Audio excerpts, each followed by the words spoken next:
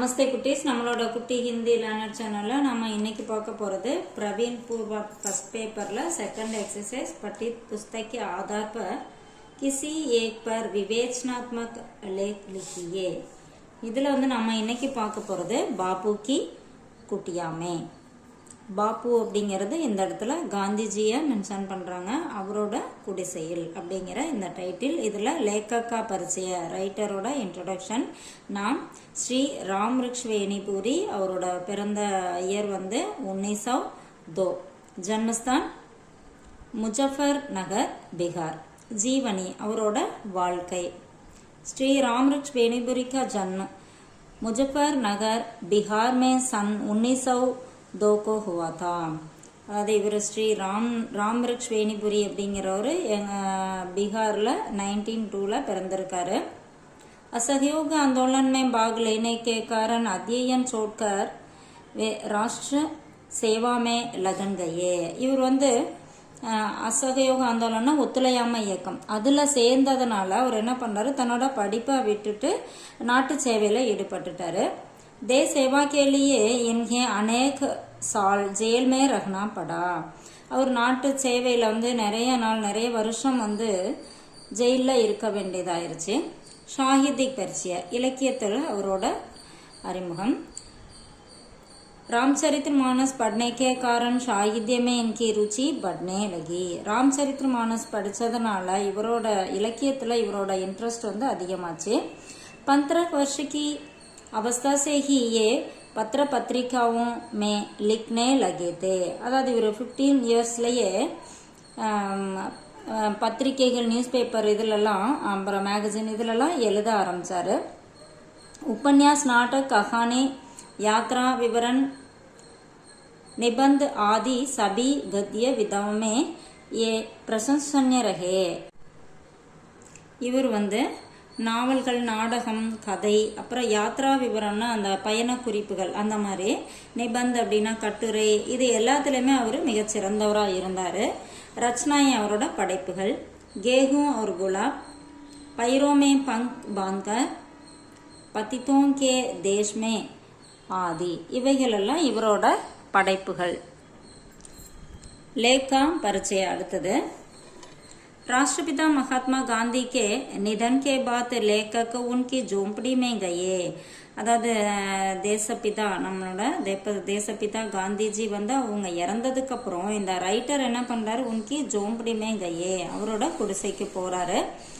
वहां बिस्तर, चरखा और 3 बंदरों की मूर्तियां देखकर लेखक ने गांधी जी के जीवन, कार्यों और उनके प्रति अपनी भावनाओं को बाबू की झोंपड़ी में शीर्षक से इस लेख में व्यक्त किया है। அதாவது அங்க இருக்க அந்த படுக்கை, சர்க்கானா அவர் அந்த ராட்டை சுத்துறாரு இல்லையா, அது, அப்புறம் இந்த 3 பந்தரோं की மூர்த்தினா 3 குரங்கு சிலை இருக்கும் இல்லையா, அந்த வாய் மூடிட்டு கண்ணை மூடி இருக்கும் ஒன்று, இன்னொன்று காதை மூடி இருக்கும், அந்த மாதிரி சிலைகள், அதெல்லாம் பார்த்தோன்னே காந்திஜிக்கு அவரோட வாழ்க்கை, அப்புறம் அவர் என்னென்ன காரியங்கள் செய்தார், அப்புறம் உன்கே பிரதி அப்படி பாவனாவும், அந்த காந்தியடிகள் மேல ரைட்டருக்கு இருந்த உணர்வுகள், இது எல்லாமே பாபுக்கு ஜோம்படிமே, இந்த பாபுவோட குடிசை அப்படிங்கிற அந்த டைட்டில்ல அதை வெளிப்படுத்தியிருக்காரு அப்படின்னு சொல்றாங்க। आश्रम में आनंद, आश्रमத்துல आनंद, हैप्पीनेस। लेखक गांधी जी के जीवन काल में आश्रम नहीं जा सके थे क्योंकि वे कई बार जेल गए। அதாவது லேखक, இந்த ரைட்டருக்கு காந்திஜி வாழ்ந்த போது அவரோட அந்த ஆசிரமத்துக்கு போக முடியல, ஏன்னா அவர் நிறைய முறை ஜெயிலுக்கு போயிருக்காரு। गांधी जी के स्वर्गवास के बाद आश्रम जाना उन्हें अपने सौभाग्य माना। காந்திஜி அவர் இறந்ததுக்கு அப்புறமா அந்த அவரோட ஆசிரமத்துக்கு போனது அவரோட பாக்கியமா கருதினாரு। वहाँ हर वस्तु उन्हें प्रिय लगी और लिखने का அவசர் மிலா। அங்க இருந்த ஒவ்வொரு பொருளும் அவருக்கு ரொம்ப பிடிச்சிருந்தது, அவருக்கு எழுதுறதுக்கு ஒரு வாய்ப்பு கிடைச்சது। उन्हें ऐसा लगा जैसे गांधी जी बिस्तर पर துளசி மாலா ஜப் ரஹே ஹோ. அதாவது இவருக்கு எப்படி தோணுது அப்படின்னா, அங்கே இருக்க அந்த படுக்கையில் உட்காந்துக்கிட்டு அவர் துளசி மாலை சுற்றி ஜபம் பண்ணுற மாதிரி இருக்கு. காந்திஜி கோ கோலி லக்னே பர் உன்ஹோனே ராம் கஹா. காந்திஜியை வந்து சுட்டோன்னே அவர் என்ன சொல்றாரு, ராம் அப்படின்னு சொல்றாரு. यह उनकी भक्ति और ऋषि परंपरा से जुड़ाव को दिखाता है. அதாவது இது எதை காமிக்குது அப்படின்னா, இவருக்கு வந்து ராம் மேல இருந்த பக்தி, ராமர் மேல இருந்த பக்தியும், அதுக்கப்புறம் அவர் இந்த ருஷி பரம்பரா, அந்த முனிவர்கள், அந்த பரம்பரையில இவருக்கு இருந்த தொடர்பையும் நமக்கு காமிக்குது அப்படிங்கிறாங்க. சௌபாகிய அப்படின்னா பாக்யசாலி அப்படின்னு சொல்றாங்க. रामवृक्ष बेनीपुरी गांधी जी के बिस्तर को भाग्यशाली मानते हैं, जिसने वर्षों तक महात्मा को सहारा दिया. அவர் வந்து இந்த ரைட்டர் வந்து என்னன்னா, அவரோட படுக்கை வந்து ரொம்ப பாக்கியசாலி அப்படிங்கிறாரு. ஏன்னா இவ்வளோ நாளாக அவருக்கு சேவை செஞ்சிருக்கு, அதை உதவி செஞ்சிருக்கு அப்படிங்கிற மாதிரி சொல்றாரு. तकिया कलम कागज आदि भी सौभाग्यशाली कहे गए. तकियाना அந்த பில்லோ தலையணை, அப்புறம் பேனா, காகஜ்னா பேப்பர், இது எல்லாமே பாக்யசாலி அப்படின்னு சொல்றாரு. பாபு கி செல்ஃப் பர் லிखाता. அவரோட செல்ஃப்ல எழுதியிருந்தது என்னன்னா, சஹி ராகு பர் ஹோ தோ क्रोध की आवश्यकता नहीं, गलत राह पर हो तो क्रोध व्यर्थ है. அவர் என்ன எழுதியிருக்காரு அப்படின்னா, சரியான வழியில போகும்போது நமக்கு வந்து கோபத்துக்கு வேலையே இல்லை. அதே மாதிரி தவறான வழியில செல்லும் போது கோபம் வந்து ஒரு வேஸ்டா ஆயிடுது அப்படின்னு சொல்றாங்க. सेल्फ में श्रीमद् भगवत गीता, रामचरितमानस, ரீதிங்கிங் கிறிஸ்டியானிட்டி ஜெய்சி மகத்துவபூர்ண புஸ்தகேந்தி, இந்த மாதிரி மிகச்சிறந்த புஸ்தகங்கள்லாம் அவரோட செல்ஃப்ல இருந்தது. பிரேம் ஹி பகவான், அன்புதான் கடவுள். காந்திஜி கே 3 बंदरों के पास एक पत्थर पर लिखा था. அவர் அந்த 3 குரங்குகள் அந்த பொம்மை இருக்கு இல்லையா, அதுக்கு பக்கத்துல ஒரு கல்லுல எழுதியிருந்தது, பிரேம் ஹி பகவான் கை, அன்புதான் கடவுள் அப்படின்னு. ஜோ மகான் சக்திய கை, இது மிகவும் சத்தியம், உண்மை. वहाँ अतिथियों के लिए चटाइयाँ थी, जिन पर नेहरू, राजेंद्र प्रसाद, பட்டேல் ஜெய்சே நேதா பைட்டேத்தே. அங்கே வந்து கெஸ்ட்டுக்கெல்லாம் வந்தாங்கன்னா இருக்கிறதுக்கு ஒரு பாய் இருந்தது. அதில் வந்து நேரு, ராஜேந்திர பிரசாத், பட்டேல் இவங்கெல்லாம் உட்காந்துருந்தாங்க. உன்பர் லிखाता, அதில் எழுதியிருந்தது, ஜூட் சப்தோ மே நஹி பல்கி சல் மே ஹை. அதாவது பொய் அப்படிங்கிறது வார்த்தையில கிடையாது, அது வஞ்சகத்துல தான் இருக்கு அப்படிங்கிறாரு.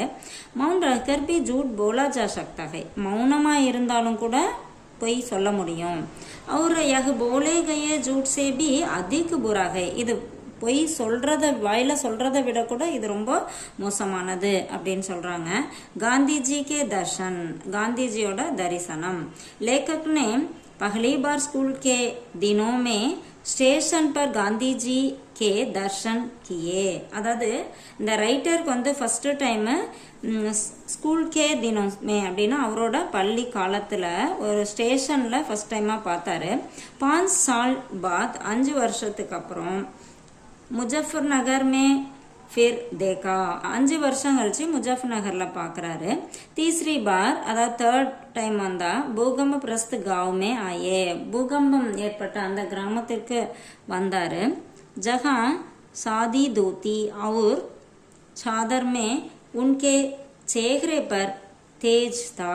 அது அப்போ வந்து அவர் வந்து ஒரு சாதாரண வேஷ்டி, அப்புறம் மேலே வந்து ஒரு சால்வை போட்டுட்டு அவரோட முகத்தில் வந்து ஒரு பிரைட்னஸ் இருந்தது அப்படிங்கிறாங்க.